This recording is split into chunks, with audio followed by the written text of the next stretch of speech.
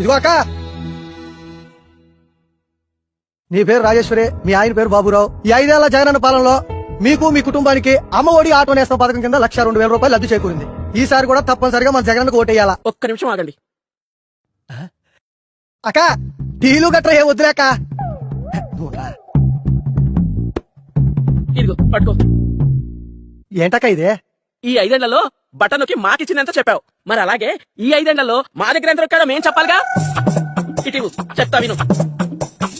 5 సంవత్సరాల క్రితం ఇసుక ఫ్రీగా దొరికేది, ఇప్పుడు అదే ఇసుక లారీ 40,000 రూపాయలు అమ్ముతున్నారు.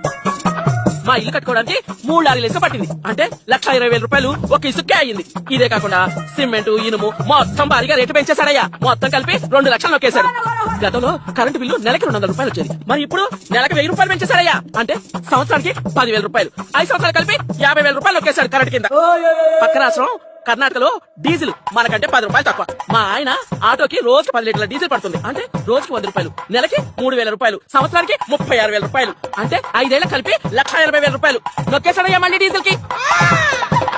ఇది నిత్యావసర ధరలు ఆకాశానికి ఎత్తేసాడయ్యా. బస్ ఛార్జీలు ఎక్కడికైనా వెళదామంటే డబుల్ చేసేసాడు. ఇలా రేట్లని పెంచుకుంటూ ఒక్కటేంటి ఇంటి పన్ను, రోడ్డు పన్ను, ఆస్తి పన్ను, చెత్త పన్ను అంటూ మా నెత్తి మీద అన్ని పన్నులు రుద్దేశాడయ్యా. ఇవన్నీ కలిపి 5 ఏళ్లలో మాకైన ఖర్చు ఎంతో తెలుసయ్యా? మేం పెట్టింది